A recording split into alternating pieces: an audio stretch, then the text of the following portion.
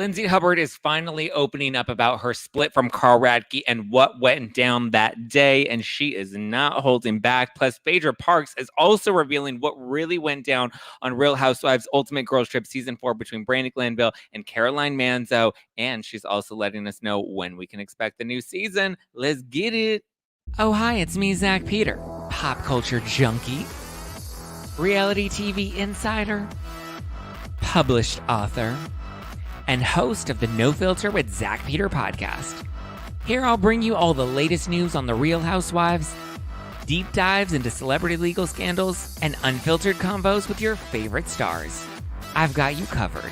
And yes, I always keep receipts. So be sure to hit that like button and subscribe for all the latest tea. Now, let's dive in.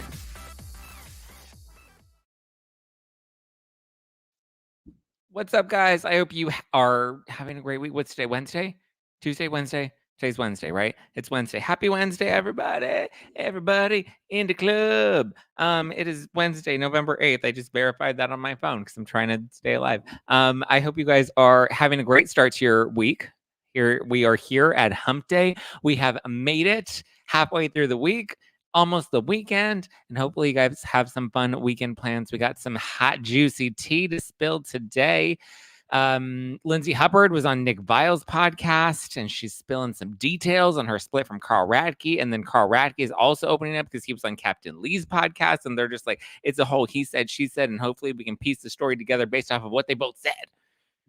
What else? We'll get into Lindsay and Carl. We'll get into Real Housewives Ultimate Girls Trip Season 4. But I guess to top it off with some tidbits of tea, Kourtney Kardashian had her baby last week, and she was just spotted at the hospital with Travis Barker, her baby daddy.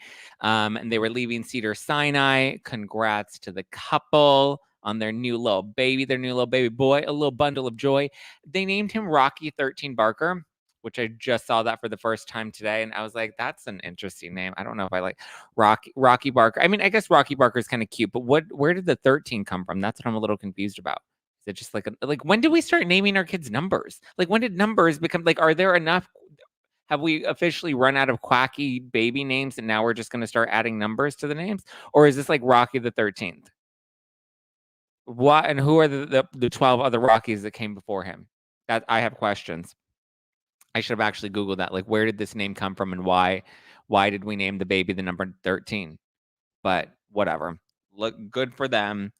They seem happy. You know, I'm sure he'll be dressed out in his little rocker outfit and his emo goth baby vibes, and he's going to kill it. He's going to slay, and good for the happy couple.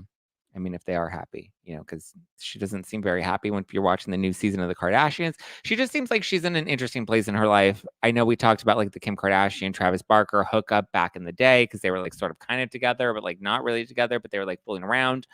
I kind of think Kim was probably using Travis Barker just to like gain a little media attention because he was part of Blink-182 and he was really popular at the time. Who knows?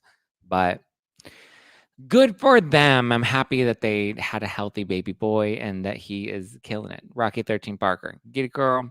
Patrick Dempsey was named People's Sexiest Man Alive this year. I mean, obviously, we know that these are all like PR stunts and publicists and teams work these deals out to promote like a movie or to promote some sort of deal. But I mean, he is a sexy man. If you look at the cover, he is living his best life. I love that, like, we're embracing the older daddy phase. Like, he's wearing just like this simple gray shirt. He's like on a beach, just like real. He's rocking the salt and pepper hair, no Botox. Like, he's kind of just like he's like a dad. You know, you're just like, oh, he can choke me in the morning. You know, I'm here for it. You get it, Patrick Dempsey. What's he doing these days? Ever since, what was his, not General Hospital? What's the one with Katherine Heigl? It was a General Hospital. I think that's what it was called. No, Grey's Anatomy. Grey's Anatomy is what he was on. So, I mean, listen, good for him. Sexiest man alive. I feel like I could be a sexiest podcaster. Maybe not the sexiest alive, but like I'm cute. Get it? Okay, what else? Lala Kent is actually talking about the Captain Jason hookup because we saw them together at BravoCon and she had a sexy pose and they posted it on Instagram. Well, she's revealing on her podcast, Give Them Lala. She says that she hasn't quite yet given Captain Jason Lala just yet. She said that they haven't hooked up yet, but that he did message her. And she says that we'll see. She says that she plans to address it later, but she, and direct quote, said, chickens before they hatch don't count. So maybe she's calling him a chicken. I don't know. She's like, he better come and get it. I did a background check and he better come at me correct. Listen, I don't know. Where does he live? I don't think that would be like full compatible like relationship situation, but like they're hot together. At least like bang it out at BravoCon every year. You know, good for them. Live their best life. I'm here. I'm here for it. Let's get it. Let's get it. Get it. Get it. Ooh, who do you think's hotter? McDreamy or McSteamy? Eric Dane or Patrick Dempsey from Grey's Anatomy? Because they were like the two hunks, right? It was McDreamy and McSteamy. Was that? I never watched Grey's Anatomy, so I don't know. I just kind of loosely remember it. And then I remember Eric Dane had like the sex tape that came out where you saw like, you know, him naked.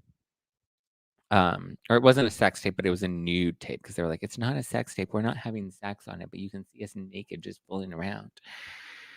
Oh, I miss the good old days of a good celebrity sex tape. Now everything's like produced on OnlyFans. You have to pay for it. Remember the good old days of like, you know, trying to download a celebrity sex tape for free online and listening to LimeWire and downloading, you know, illegally pirated music. Those are the good old days. And then your computer would get a virus and then it would just fuck up your life. Ah, take me back. Take me back. Okay, so Captain Jason. Imagine if Lala hooked up with Captain Lee. Captain Jason and Lala have not hooked up, but there's hope on the horizon. Kourtney Kardashian had her baby, Rocky. Patrick Dempsey, sexiest man alive. Now let's talk about Lindsay Hubbard, and then we'll get into Phaedra Parks. Kelly Pop, Phaedra Parks, booty, booty, booty, booty, rocking everywhere, rocking everywhere, rocking everywhere. I found you, Miss New Booty. Listen, I see your comments when people don't like when I sing, and I'm sorry. If you want boring content, then, you know, there are other people on YouTube that you can go and watch or listen to. I'm going to be me. I'm going to do me, Lucius. I'm going to do me. Okay? So it is what it is. Lindsay Hubbard is opening up to Nick Viall on the Viall Files podcast as Carl Radke opens up about their breakup on Captain Lee's podcast, Salty. So Lindsay said that she knew that something was up when she got a text from production when they had to film. She said that she was actually shocked, though, because according to Lindsay, they did not fight throughout the summer. She said they had a couple of splats at the beginning of the summer, but she's like, it was normal couple stuff. It wasn't anything major. And I'm like, well, what is normal couple stuff? Because like Shannon Storms Bedore said that she and John Jansen, that they would have normal couples fights that would paralyze her. So what does that mean? What are normal couple fights? I have questions, right? She said they had a few splats at the beginning of the summer. Someone leaked the news of their breakup because she said that it broke in the press 30 minutes after Carl had actually broken up with her. And she feels like somebody was in Carl's ear. Maybe somebody from production, maybe somebody on the cast. Someone was in Carl's ear. And she was just like, I was totally blindsided by this. So she maintains like, to feel like she was blindsided by it. But she said that somebody also leaked it. So it seems like somebody was pulling some strings if they were able to get Carl to actually pull the trigger on this and then actually get it out there. So she says that they were in counseling because Carl had a lot going on. And most of the reason that they were in counseling was to help Carl work through some of his issues. But she said that he started to change towards the end of the summer. And she felt like he just really wanted her to fit into this role of being a Stepford wife. And she's like, I'm nobody's Stepford wife. I'm an independent woman. These shoes on my feet, I bought it. The clothes I'm wearing, I bought it. I depend on me if I want it. She thinks that the breakup was impulsive. She said that it was emotionally charged and that she thinks it was done out of anger. Uncertain exactly what that anger was. Oh, but speaking of John Jansen and Shannon Bedore, she claims that they're broken up and that she hasn't talked to him in like a month. So good for her. She says that she's closed that chapter just because I mentioned Shannon Bedore and her fights that paralyze her. So like Carl and Lindsay, Shannon Storms Bedore and John Jansen are officially donesos. She said that Carl, his behavior towards her seemed to change towards the end of the summer. He became a little more aggressive. It was the impression that I got. And she says that in her head, she understands that relationships take work and that marriage takes work, but she doesn't think that he kind of fully grasps that concept. And she said that she thinks he was afraid to put in the work. Whereas in his head, he's like, we were going to therapy. How do you think things are going well if we're going to couples therapy or counseling? And she's like, well, that's part of it. Like, relationships take work. Relationships aren't always easy. Relationships aren't always perfect. And there's not always going to be a honeymoon phase, but you have to actively put in the work and keep trying to work through some of those issues. And so therapy and counseling are not a bad thing. They're actually a healthy thing as long as we're both trying to work on these issues. But she thinks that he was afraid to actually do that work because to him, he's like, this isn't perfect. Or at least this is the impression that I got, is that he was like, this relationship isn't perfect. Therefore, it's not meant to be. And she's just like, no relationship is ever going to be perfect. She says that he actually broke up with her the day after filming wrapped for Summer House. That she said that I guess I got into some heated discussion the day that filming wrapped. And she said that things started getting heated and he started saying some like really mean shit to her. And, they got into an argument about it, but whatever. The wedding was still 3 months out. She didn't really think that like it was going to be over, that the relationship was going to end. She said then she ended up getting a text about filming the next day with Carl. And she was like, this is weird. So then she texts Carl and she's like, what are we filming for today? Why are the cameras back up? And he told her in that moment, he's like, he said that he was this close to calling off the wedding and that she needed to change. If she didn't change, then he was going to call off the wedding. And that was apparently the morning of the breakup. Okay. Then cameras come over and start rolling. And she says that's when he called it off. And she was like totally caught off guard by it because she's like, I get that like you were getting cold feet, or I get that like you were having some issues here, but, like, I don't understand how you just pulled the plug on this, which is why I understand where she's like, it felt impulsive because he's over here saying that he's getting close to calling off the wedding, but I didn't actually think we were at that point. And then he comes over with the cameras and then boom, you call it off and you blindside me. But Carl, on the other hand, while he was at BravoCon, he was telling People Magazine, he claims that they actually did have a hard summer, and he doesn't believe that Lindsay was totally blindsided by their split. He seems to think that things were rocky throughout the summer. Whereas with her, she's like, things were not rocky. Things were a little rocky at the beginning, but like as time went on, which makes me think maybe this was a lot of like Carl's internalized issues. Like maybe he was starting to feel a little trepidatious getting closer to the wedding. Maybe he was getting cold feet. Maybe he wasn't ready to fully dive all in. But it's like you have to go all in, like Teddy Mellencamp, go all in. Maybe we should have Teddy hold him accountable next time.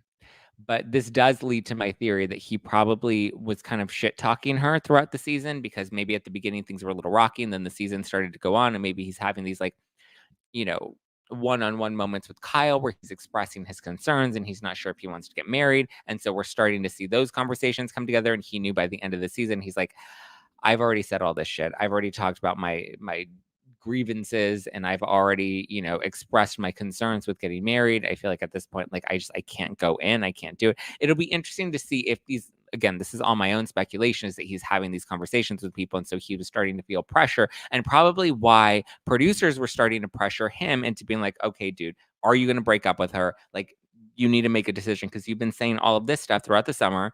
And like, are you really moving forward with the wedding? Because like now you need to shit or get off the pot. And he was probably like, well, shit, I think I need to get off the pot. And so he claims that he did not call production to set her up. He says that he doesn't decide what's being filmed on Summer House, that he just responded to what was being requested. So again, this means producers had some sort of insight that there were some issues in their relationship and that they probably saw the relationship coming to an end, because you have the producers, and as the season is being filmed, they have their storyboard and they're trying to figure out where the season's going and which storylines to focus on and what to hone in on and how to tell everyone's individual stories and then the cast's collective stories. So you see that, right? And so I think that producers probably were like, okay, based off of what we've caught on camera, based off of what we know has been filmed, this is the only logical conclusion to this season, is that Carl decides it's just not working. And we're probably going to see those initial steps with the other cast members, probably without Lindsay having any clue about this. Lindsay was probably genuinely thinking that, like, yeah, maybe things are not perfect, but I don't think she assumed that the wedding was just not going to happen. But also, that's kind of shitty to be like, I didn't call production to set her up. I don't decide what's being filmed. Like, come on. But you have to take some sort of accountability. And he did tell Captain Lee that he does feel badly about how it ended, how the relationship ended, but he doesn't regret it. He thinks that they're both going to be better off without each other. So I get that. But at the same time, I'm also just like, but come on. Like you knew what you were doing. You knew that she wasn't expecting to get broken up with on camera. So even if you were like, I didn't blindside her with the breakup, you still chose to go along with this. Like, I like Carl normally. And I know Lindsay's hard to like, especially to the audience. They always want to drag her. But I feel like in this case, I don't know. I'm sticking with Team Lindsay here. I think Carl had justified reasons as to why he broke up with her. I just don't like the way that he broke up with her. And I always kind of speculated that I just think their lives were going in different directions. Their lives were moving, in opposite ends, you know? She was willing to stay on the show. She wanted to continue this lifestyle that she had. He was not willing to stick that out.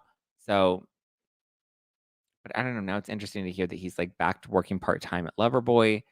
Weird. Weird, weird, weird. But yeah, that's the latest on Carl and Lindsay. Then we get to Phaedra Parks. So, as we know at BravoCon, Andy Cohen was asked quite a lot about Ultimate Girls Trip season 4 in Morocco. And he says that he hopes it airs soon, but the main priority right now is Ultimate Girls Trip Legacy with the Roni girls and cute, right? So Phaedra Parks also talked about it because she was there promoting Married to Medicine because now she's officially on the cast for Married to Medicine. And she told Ricky Cornish that Ultimate Girls Trip is expected to return at the top of the new year, so early 2024. Don't know if I necessarily believe that. Sullivan, what are you doing? I don't know if I believe that. Sorry guys, the dog, he was like putting his nose up on the TV. She says that the show is expected to return early next year. I don't have that much faith in it returning that soon, only because we have Legacy that's airing at the end of or mid-December that I don't think they would give us Legacy Roni in December and then immediately in the new year give us Ultimate Girls Trip season 4. I would think Girls Trip 4 Morocco, if it's going to air, would probably air closer to like March or April just to give a little bit of a break in between. Because then you also have they air it weekly, right? So it's going to be at least 6 weeks, 5-6 weeks of Roni, which will air through January, possibly the first week of February. So I think season 4 probably will come in the spring, and probably closer to like April, maybe even May if they wait that long. But Phaedra said absolutely nothing happened in regards to the Brandi Glanville, Caroline Manzo of it all. She said, so absolutely nothing happened. So let's roll the tapes. I was there, and honey, I was sober.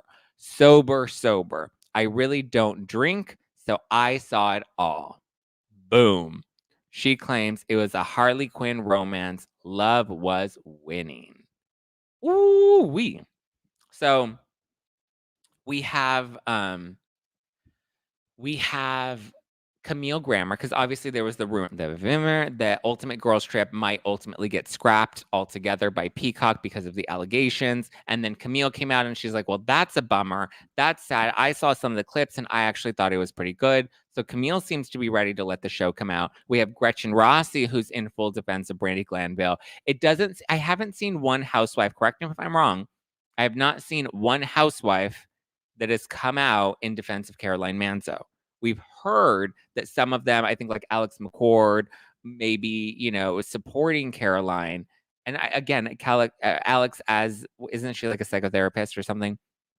As a therapist, I could imagine she would empathize with Caroline and maybe kind of want to help Caroline through some of this, but it doesn't look like anybody's team Caroline, or at least validating that. Vicky is on Brandi's side. Gretchen is on Brandi's side. Phaedra's on Brandi's side. Eva's on Brandi's side. So that's at least 4 of the women that were there. Camille hasn't spoken out about it necessarily, but whatever it is, she doesn't feel like it was terrible enough to not air the show. I mean, come on, look at Beverly Hills season 2, Russell's suicide. Like, they aired all of that.